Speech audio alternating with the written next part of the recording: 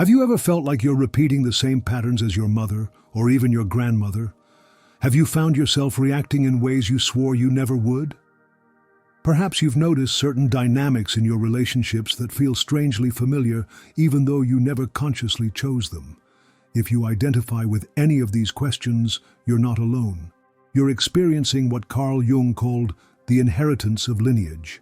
And today, we'll discover how we can heal these ancestral wounds that, although invisible, deeply shape who we are.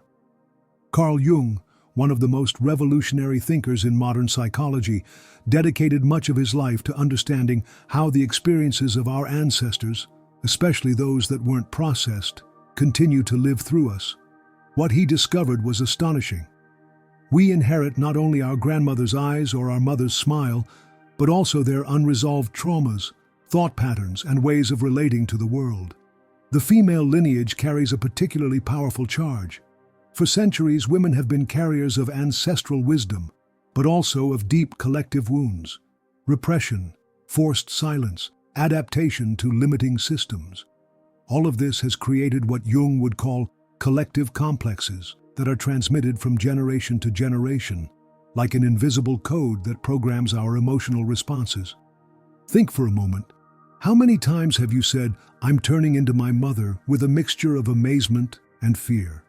This seemingly simple phrase reveals a profound truth about how transgenerational patterns work. It's not coincidence or character weakness. It's the collective unconscious working through you, seeking the resolution that your ancestors couldn't find. Jung taught us that the unconscious doesn't know time in the same way our conscious mind does. For the unconscious, what hasn't been healed is as present today as it was 100 years ago.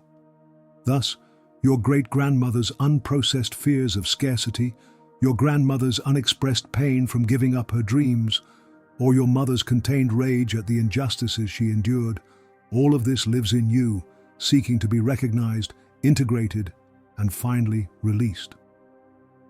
Have you ever wondered why you sometimes react disproportionately to seemingly innocuous situations? Why certain comments hurt you more than they should, or why some relationships seem to follow a painfully familiar script? Jung would say you're experiencing what he called a constellation of a complex, a point where your personal history intertwines with the collective history of your female lineage. But here comes the most powerful part of Jung's teachings.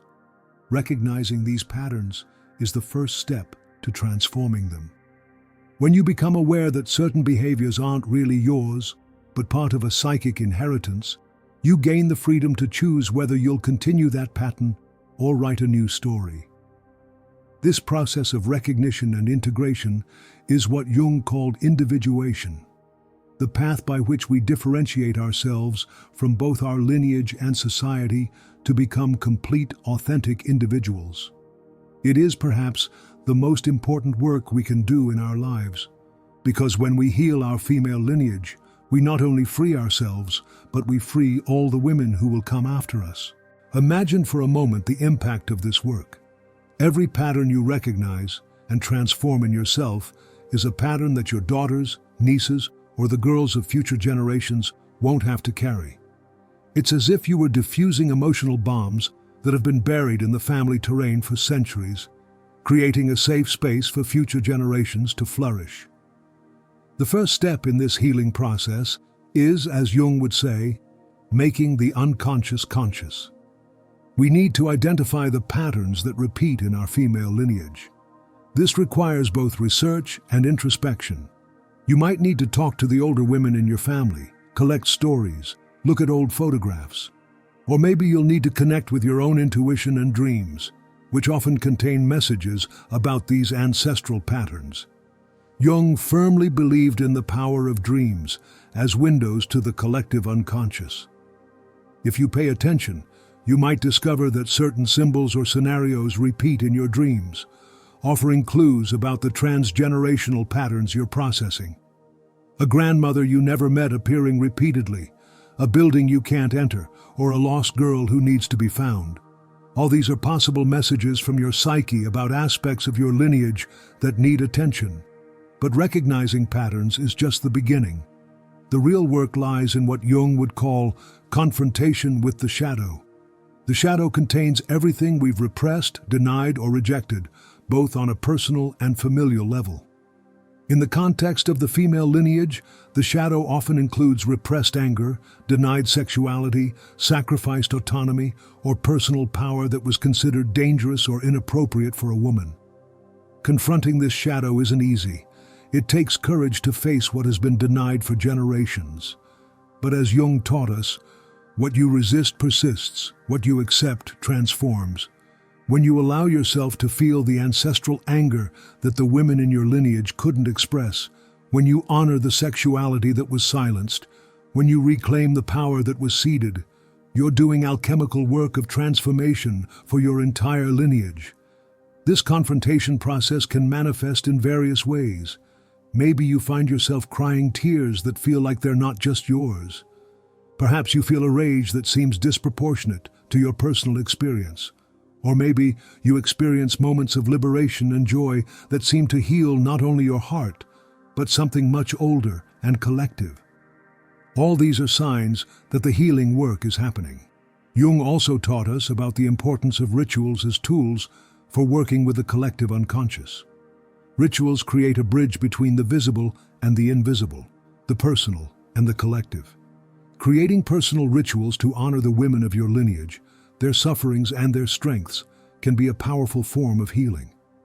Imagine a ritual where you write letters to your ancestors, expressing what you could never tell them, or where you light candles representing each generation of women before you, acknowledging their sacrifices and releasing them from any burden they might have carried. These symbolic acts speak directly to the unconscious, creating changes that the rational mind alone couldn't achieve. Another crucial concept from Jung for healing the female lineage is what he called the Great Mother archetype. This archetype has both nurturing and destructive aspects, and our experiences with our own mother, as well as with the women who raised us, color how we experience this archetype in our lives.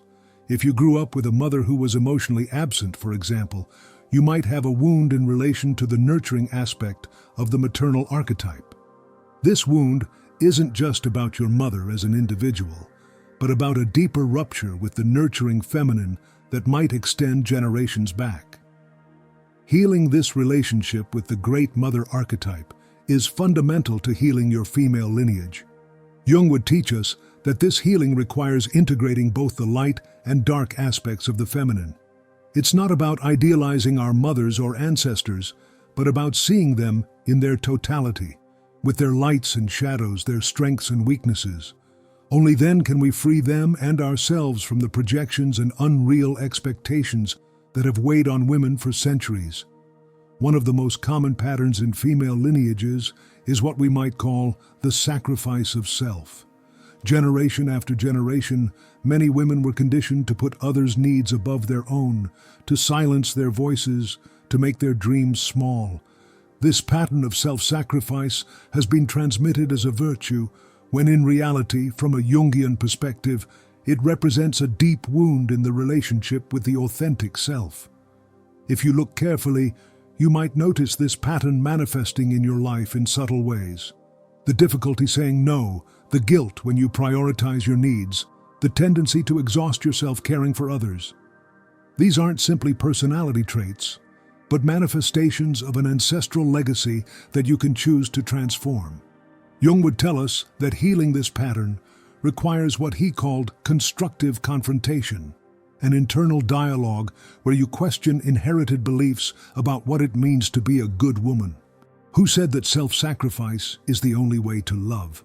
Where does the idea come from that your value lies in how much you can give to others? What ancient voices speak when you feel guilty about setting boundaries? Another common pattern in female lineages is disconnection from one's own power. Jung would talk about how, throughout history, female power has been feared, demonized, and suppressed. Think about the witch hunts, where women with knowledge and autonomy were persecuted.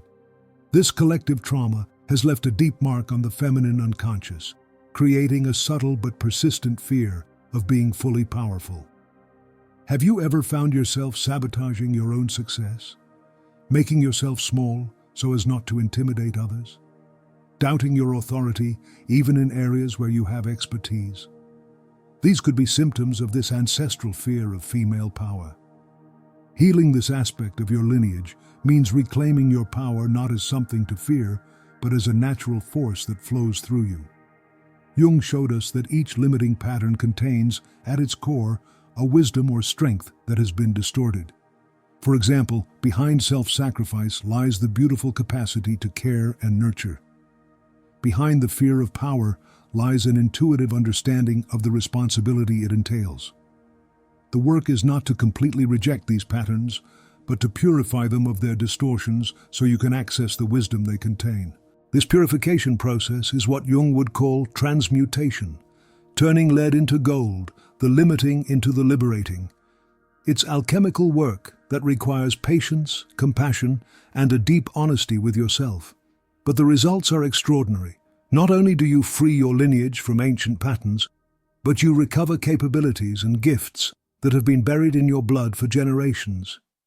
Think about the women in your family who couldn't fully develop their talents due to social or family limitations, the artist who could never paint, the leader who could never speak, the healer who had to hide her gift. When you develop these aspects in yourself, you're honoring and liberating that repressed potential. You're saying yes on behalf of all those who had to say no. One of the biggest obstacles on this healing path is what Jung would call unconscious loyalty. There's a part in us that feels that transforming these patterns is a form of betrayal to our ancestors. Who am I to live with more freedom than my mother had? How can I allow myself the pleasure that was denied to my grandmother? Is it fair that I have a voice when so many before me were silenced? This unconscious loyalty is deeply moving, but Jung would show us that true loyalty isn't in repeating limiting patterns, but in freeing the entire lineage through your own healing process. Your ancestors, at some deep level, desire your freedom more than your loyalty to their wounds. They live through you, and your healing is also theirs. It's important to remember that this work isn't done overnight. Jung emphasized that individuation is a lifelong process, with layers that gradually reveal themselves. There will be moments of deep understanding, followed by periods where old patterns reappear. Don't be discouraged when this happens. Each relapse is really an opportunity to work with a deeper layer of the pattern. Patience and self-compassion are essential on this path. Jung would teach us to view our patterns not as flaws to eradicate, but as parts of ourselves that require understanding and integration. Those moments when you find yourself acting exactly like your mother, which you so feared, are precisely the most powerful entry points for transformation. A particularly challenging aspect of healing the female lineage is what Jung would call the mother complex. Our relationship with our mother is the first and most formative bond we experience, and in it, both personal and collective dynamics are interwoven. In many ways, healing the relationship with our mother, both the real woman and the internal mother we've internalized, is central to healing the entire lineage. This doesn't necessarily mean having a direct conversation with your mother, although this can be valuable if possible. It's more about an internal work of separation and integration. Separating yourself from the aspects of your mother you've unconsciously absorbed so you can consciously decide what to keep and what to transform, and integrating a new relationship with the maternal that honors both your autonomy and your connection. Jung would show us that this work with the mother complex has effects that go far beyond your relationship with your biological mother. It transforms how you relate to your own body, to the earth, to your creativity, and to your ability to nurture and be nurtured. It is, in many ways, the central work for healing the female lineage. Another crucial aspect of this process is what Jung would call reclaiming projection. For centuries, the feminine has been the object of countless projections, both idealizing and denigrating. Woman as saint or sinner, as muse or witch, as Madonna or prostitute. These projections have fragmented the feminine, preventing women from experiencing themselves in their totality. Part of healing your female lineage involves withdrawing these projections, both those that others have placed on you, and those you might have internalized. You are neither the perfect caretaker nor the wicked witch, neither the inspiring muse nor the dangerous temptress. You are a complete human being with light and shadow, with multiple facets that don't need to be fragmented or polarized. Jung would emphasize that this integration work is not only personal, but also collective. Every woman who does this healing work contributes to healing the broader wound in the collective feminine. It's as if each of us were working on a different part of a great tapestry, restoring threads and colors that have been damaged over generations. It's inspiring to think that this work you're doing, sometimes in solitude, sometimes in silence, is connected to the work that other women are doing around the world. You're participating in what Jung would call a process of collective individuation, where the feminine is awakening to a new integrity and power. But what does this work look like in daily practice? Jung would teach us that transformation happens both in the great moments of revelation and in the small daily decisions. Every time you choose to respond differently than your mother would, every time you honor your needs without guilt, every time you express an emotion that was taboo in your family, you're actively healing your lineage. A powerful practice is what we might call emotional genealogy, investigating which emotions were acceptable in your female lineage and which were repressed. Was anger allowed? Sexual desire? Ambition? Sadness? The emotions that were taboo in your family are precisely the ones that need to be integrated to complete the healing circle. Another practice is to observe the beliefs about the feminine that you've inherited. What messages did you receive about what it means to be a woman, about your body, your capabilities, your limitations? These messages often come not only from explicit words, but also from observed behaviors and significant silences. Bringing them to consciousness is the first step to transforming them. Jung greatly valued working with symbols and rituals. You could create an altar to honor the women of your lineage, using photographs or objects that represent them, or write a new family story, where you imagine how their lives might have been if they had the freedoms and opportunities you have. These symbolic acts speak directly to the unconscious, facilitating healing at a deep level. The body is also a powerful portal for this work. Jung recognized that traumas and patterns are stored not only in the mind, but also in the physical body. Movement, dance, conscious breathing, voice work, all these are ways to release limiting patterns that have become trapped in your nervous system and tissues. Notice where you feel tension when you think about certain aspects of your female lineage. Does your throat contract when you think about speaking truths that were kept silent in your family? Does your belly tense when you consider reclaiming a pleasure that was denied to the women of your lineage? These bodily sensations are gateways to deep healing. An aspect that Jung would emphasize is the importance of rites of passage to mark significant transitions. Many traditional cultures had specific rituals for key moments in a woman's life. First menstruation, marriage, birth of the first child, menopause.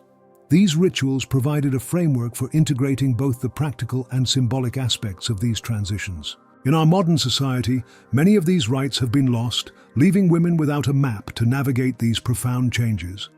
Part of healing your female lineage may involve creating new rituals or recovering old ones that honor these transitions in a way that is meaningful to you. These rituals can be bridges between your personal experience and the collective experience of women through time. Jung would also tell us about the importance of dreams in this healing process. Dreams are direct messages from the unconscious and often contain vital information about our lineage that isn't available to our conscious mind. Keeping a dream journal, paying special attention to female figures that appear in them, and working with the emotions and symbols of these dreams can reveal layers of your psychic inheritance that would otherwise remain hidden. As you progress on this healing path, you might notice significant changes in your relationships. Dynamics that once seemed inevitable begin to transform. The way you relate to your partner, your children, your friends, and especially other women reflects the healing that's happening within you. Jung would call this the externalization of the internal process, when the work you do inside yourself manifests in your outer world. Particularly powerful is the transformation in how you relate to other women. In many female lineages, there's a pattern of competition, distrust, or judgment between women, a reflection of how patriarchy has divided the feminine against itself. When you heal your lineage, this pattern begins to dissolve, allowing you to experience an authentic sisterhood based not on need or comparison, but on mutual recognition and genuine support. Jung would remind us that this journey isn't linear. There will be moments of profound clarity and liberation, followed by periods where old patterns seem to resurface with more strength than ever. This isn't failure, but part of the process. It's as if the unconscious were bringing increasingly deeper layers of the pattern to the surface so they can be recognized and integrated. In these moments of apparent setback, compassion toward yourself is essential. Jung would emphasize the importance of what he called the acceptance of imperfection, the ability to embrace both your achievements and your difficulties on this path. Remember that you're not just undoing personal patterns, but patterns that have existed for generations. This work requires patience, persistence, and a deep compassion toward yourself and all the women of your lineage. A particularly beautiful aspect of this process is what we might call the awakening of lineage gifts. Because along with the limiting patterns, you've also inherited strengths, talents, and extraordinary capabilities that have been transmitted through generations of women. Your grandmother's intuition, your great-grandmother's resilience, your aunt's creativity. These gifts are in your blood, waiting to be recognized and expressed. As you heal the wounds of your lineage, these ancestral gifts begin to become more accessible. It's as if, by releasing the energy that was trapped in limiting patterns, that same energy now flows freely toward capabilities that have always been yours, but that perhaps you hadn't fully recognized. Jung would teach us that this process of recovering gifts is a form of actualization of archetypal potential. The archetypes of the feminine, the maiden, the mother, the enchantress, the wise old woman, contain infinite possibilities for creative expression and growth. By healing the distortions and wounds related to these archetypes, you release their positive energy to flow in your life in new ways. A final aspect that Jung would emphasize is that healing your female lineage isn't just about looking backward, but also forward. Each pattern you transform, each wound you heal, each gift you recover, creates a new possibility for future generations. If you have daughters, nieces, Jung would tell us that this healing work is ultimately an act of love. Love toward yourself, your lineage, and the feminine in all its forms. It's a love that doesn't deny wounds or avoid shadows, but embraces them with compassion and transforms them with patience. It's a love that knows that true healing isn't in perfection, but in wholeness. As you continue on this path, remember that you're not alone. You're accompanied by all the women who have done this work before you, and by all who are doing it alongside you now. Together, you're weaving a new tapestry for the feminine, one that honors both the ancient wisdoms and the new possibilities, both the deep roots and the branches that extend toward the sky. And remember Jung's own words, "I am not what happened to me, I am what I choose to become." Your female lineage is a deep part of who you are, but it doesn't determine who you can become. The power to choose, to heal, transform, and integrate is always in your hands. And with each conscious choice, you're writing a new story, not just for yourself, but for all women connected to you through time. If this message has resonated with you, I'd love for you to share in the comments what aspect of your female lineage you're working on healing. Your words might be exactly what someone else needs to read today. And if you know someone who is on this healing path, please share this video with her. Together we're creating a space where these deep conversations can happen.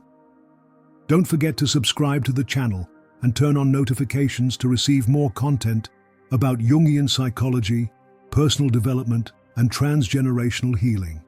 In our upcoming videos, we'll delve into specific techniques for working with the collective unconscious and family patterns. Thank you for joining me on this journey.